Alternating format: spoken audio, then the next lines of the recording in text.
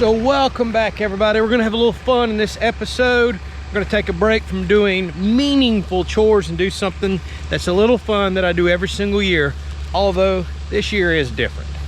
All right, so if you look out here, what I just got done mowing is part of what I call my food plot. It's about 7 acres. So I saved this upper section for deer. There is my shooting house up there. This section, I normally do this entire thing in brown top millet for dove. In the years past, we've had really good dove shoots, y'all, even for this to be such a small plot. But over the last couple years, as it happens with time, apparently the migration has changed. Dove migrate from a long ways away from here, and their patterns do change, and there hasn't been many dove at all.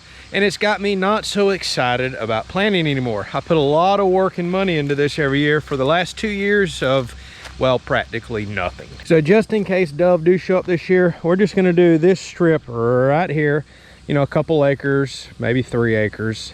We're gonna disc it in. I didn't even come out here and spray and kill off the weeds. We're not gonna go, probably gonna disc this in twice today, put some brown top millet on top and call it good.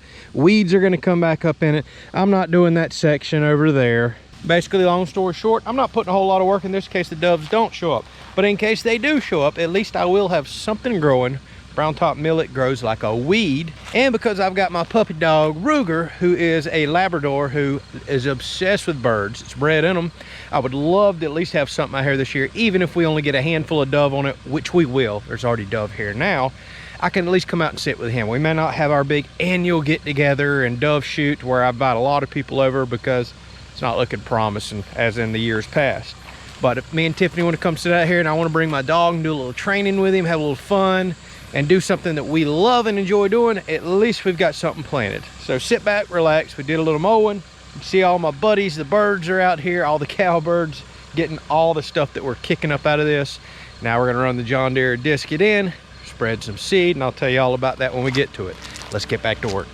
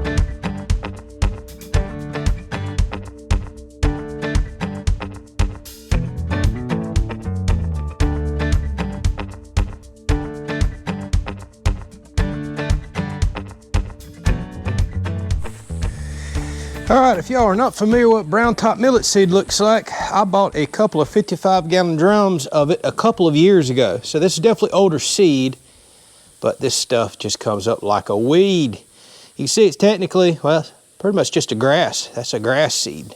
So one little plant will produce, you know, quite a bit of this stuff. It'll produce a little brown head. That's why it's called brown top millet. So even though this is a couple years old, I'm not really spending no money this year on this stuff. I think this will come up just fine. Plus I got a whole drum I need to use up anyways. I won't use, but honestly, maybe 20 to 30 pounds per acre. So I'll just take a small portion of this drum out there, plant it, and then, well, if I decide to plant some more in a few weeks or another month, I can go plant the other half of the field if I want to.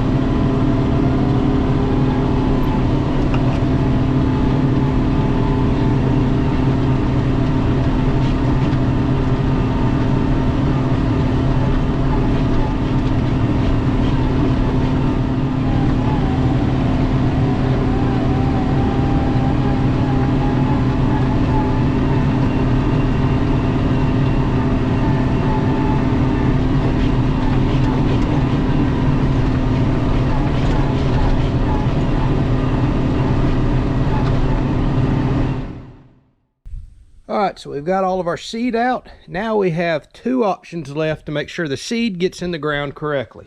And I'll tell you about those in a second. But first, I want to say a huge shout out and thank you to today's video sponsor, EcoFlow. Y'all know that I have worked with EcoFlow for years, and I've been working exclusively with them this year because I think they make the best products, bar none. So July is typically known as Prime Month. There's all kinds of big sales that go on. We're eyeballing a couple things ourselves.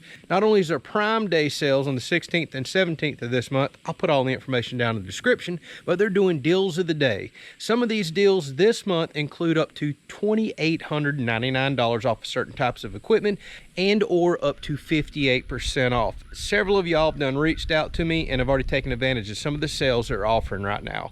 So if you're curious about any EcoFlow product, whether it be the new Delta Pro 3, their Ultra, which can run an entire house, and that's what we have as our emergency backup for our house. Or maybe something smaller like a River Pro or a Delta 2 or a Delta 2 Max. They have it all, and good chances are a lot of it's on sale this month. So if you're preparing for hurricane, storm season, or anything else, now might be the time to go ahead and invest in some of this equipment and get you some backup power while everything's on sale. All right, back to the show.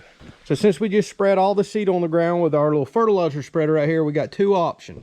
One, I can take my disc back out there and lightly disc the dirt in because you've got to get good seed to soil contact. If the seed's just laying on top of the soil, for example, well, birds are going to come scratch it up, and that's just not the way germination works. It has to be encapsulated in soil, and the more packed it is in there, the better. So I can go throw dirt back on top, but because this seed's so tiny, like I've already showed you, that's kind of not the best method for a small seed. What is to use a roller packer and pack this stuff in the ground. So it packs the soil firmly around the seed. Perfect, just what you want. You get good germination that way. And because that soil's so fluffy out there right now, because I've dished it in twice today, well, we can easily push a tiny seed right down into it.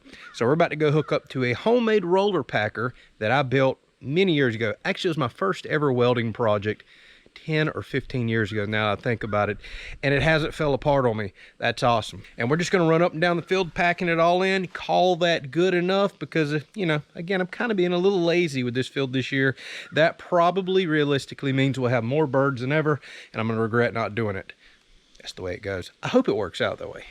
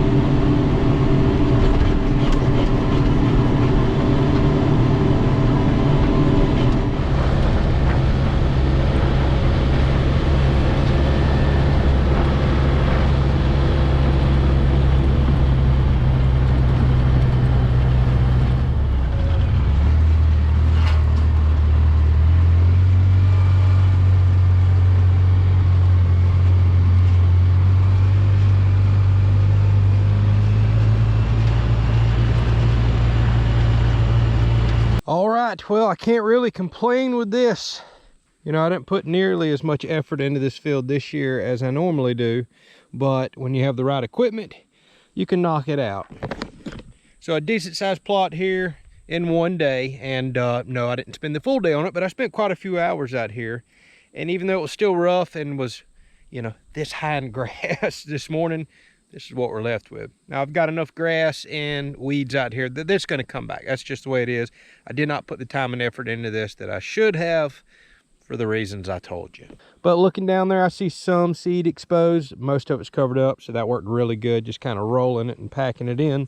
And the good thing is the seed that's still exposed, well, that's just going to go ahead and get all the local dove that's here now started. I guarantee I can come out here in just a few days and there will be dove out here scratching around and eating.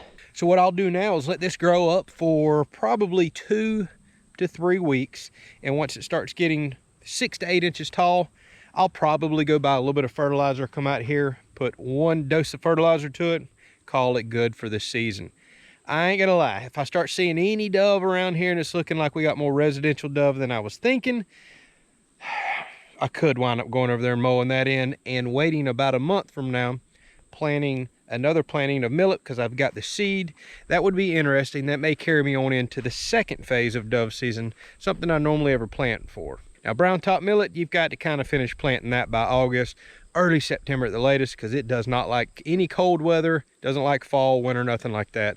So I've got about 1 more month to make my mind up on that. All right, y'all, thanks for watching. Just another old tractor episode. We'll catch you on the next one.